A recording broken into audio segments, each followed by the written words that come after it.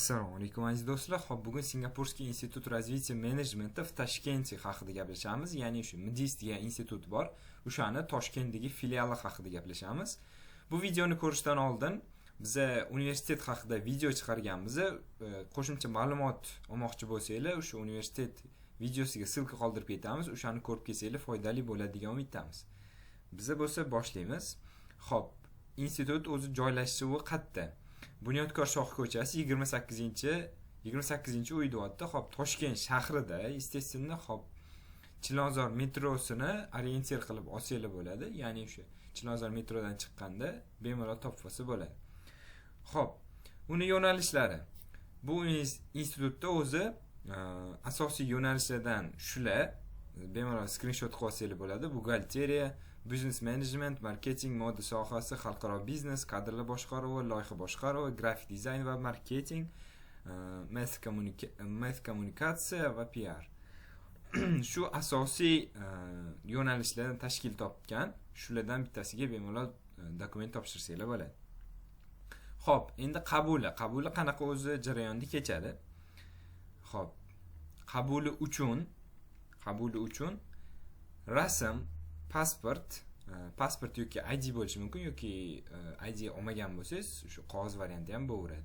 Attestat, shu shahodatnomangiz kerak bo'ladi, shu baholar tushirilgan attestat. IELTS sertifikati 5.5, eng minimalni 5.5 yetadi. Tam IELTS bo'lishi mumkin yoki TOEFL bo'lishi mumkin yoki TOEFL va boshqalar. Without exam degani hech qanaqa imtihonsiz sразу qabul qilinasiz. Все. Xo'p, agar sertifikat bo'lmasa-chi degan savolga, sertifikat bo'lmasa, ichki imtihoni, ya'ni institutda o'zining ichki imtihoni bo'ladi. U 450 ming so'm to'lanadi va ichki imtihoniga ingliz tili bo'yicha topshiriladi. Xo'p, partnyorsi с 3 universitetами Великобритании, ya'ni o'sha Velikobritaniyani 3 ta universitetlari bilan hamkorlikda ishlaydi. O'zining rasmiy sayti bo'yicha 96%, ya'ni shu ishga joylashish 96% ko'rsatyapti. Endi buni qanchalik to'g'ri, buni bemalol borib qabulxonasidan yoki o'sha yerdagi atmosfera, studentlardan bemalol so'rab bilsanglar bo'ladi. Xo'p, ta'lim shakli faqat kunduzgi bor ekan, ya'ni sirtqi va masofaviysi yo'q. Va davomiyligi 4 yil o'qish. Xo'p, qayerda topshiramiz? MDIS.uz degan o'zining rasmiy sayti bor. O'sha yerga kirsanglar bemalol o'zining o'sha punkti bor, priyom degan, o'sha yerga kirib dokumentlarni bemalol topshirsanglar bo'ladi. Srogi shu muddati apreldan avgustgacha, ya'ni o'sha aprelda ochiladi va avgustda oxirigacha davom etadi. Bemalol topshirsanglar bo'ladi. Xo'p, kontrakti yiliga 2024-yil bo'yicha 35.481.000, ya'ni 480.000 qancha diram o'zi o'sha округлить qilganda 481.000 so'm chiqargan. 2024-yil uchun bu o'zi 2024-yilda oshgan ekan, ya'ni oldin kamroq bo'lgan, oshgan. Уже 2025-26 o'quv yili uchun oshmasligi kutilyapti, lekin oshishi ham mumkin.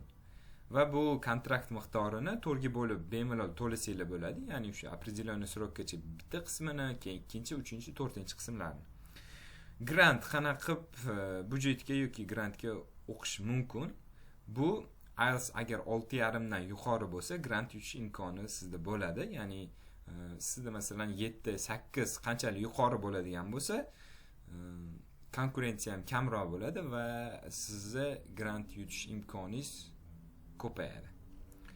Xo'p, qo'shimcha ma'lumotlar shu nomerlardan topsanglar bo'ladi.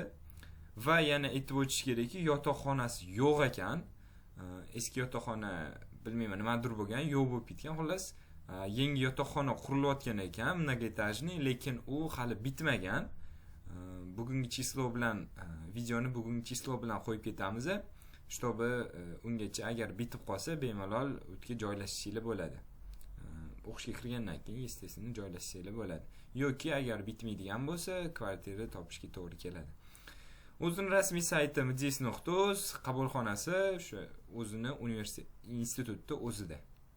bemalol borib o'zingizga qiziqtirgan bo'y savolga javob olsanglar bo'ladi. Hammaga rahmat. Sog' bo'linglar, salomat bo'linglar.